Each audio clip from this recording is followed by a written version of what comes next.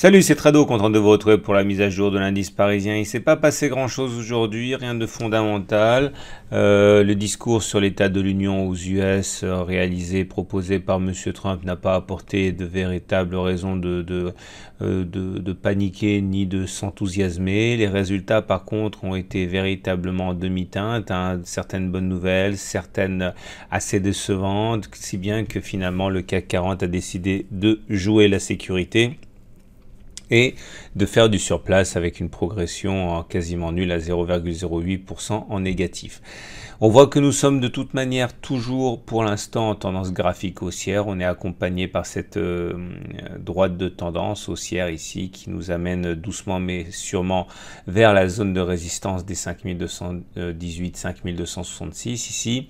Il est possible, mais pour l'instant ce n'est qu'hypothétique, que l'on dessine un canal orange, auquel cas la zone du haut jouerait un rôle de résistance, hein, mais pour l'instant, encore une fois, ce n'est qu'une hypothèse de travail. Il n'y a pas véritablement de légitimité à ce canal orange, comme il y en a à la présence de l'oblique ascendante.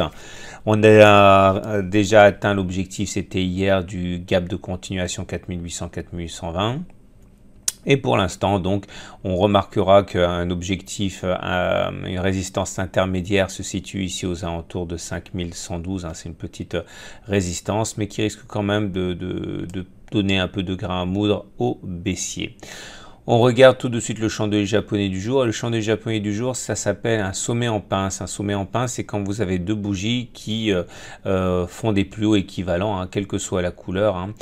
C'est pas un signal extrêmement puissant, mais il a l'avantage de montrer l'hésitation, hein, des intervenants, de mettre en place une sorte de résistance.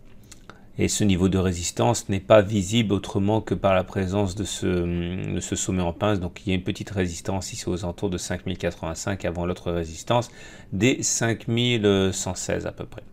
On regarde tout de suite les indicateurs techniques. Alors les indicateurs techniques sont toujours haussiers, on le sait, on l'a vu, hein, puisque la M20 est ascendante et on est au-dessus, la M7 est ascendante aussi et avec sa belle pente comme ça, c'est quelque part une zone de support dynamique.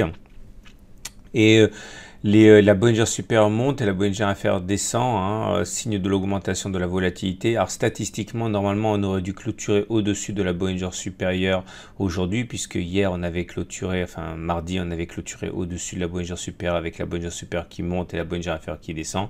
Normalement, on aurait dû faire un T2. Bon, ça s'est pas produit comme ça aujourd'hui, hein. Ça montre bien que, quel que soit l'outil, ça fonctionne pas à 100%, même si la loi des grands nombres fait que ça fonctionne, mais en tout cas, pas pour ce coup. De toute façon, ça n'a pas beaucoup d'importance. Et les indicateurs techniques, là aussi rien de neuf, hein, c'est toujours haussier. Le momentum est supérieur à 0, le RSI au-dessus de 50, le CCI ne donne aucune alerte de très court terme, pas plus que le MACD, le zéro retard, le MACD tout court est toujours haussier. Vous voyez, aujourd'hui c'est vraiment pas passé grand chose, hein. C'est toujours aussi avec aucune alerte. Regardez tout de suite l'Ichimoku, et c'est bien l'Ichimoku une fois de plus qui nous intéresse actuellement, hein. Après nous avoir rien fourni pendant des semaines et des semaines, c'est quand même lui qui tient qui est sous le feu des projecteurs avec l'objectif du twist ici qui nous est donné. Je vous rappelle, hein, 5116, c'est quoi? C'est la distance parcourue entre les plus bas et le twist reporté au-dessus de twist.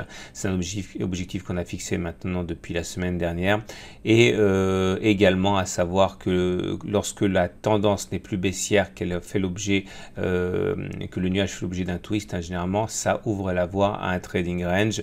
Donc normalement, si tout se passe de manière statistique, maintenant on va évoluer globalement entre les 5118 et les 4555, hein, et tant qu'on restera à l'intérieur de cette zone, eh bien il n'y aura tout simplement pas de tendance de fond établie. Voilà.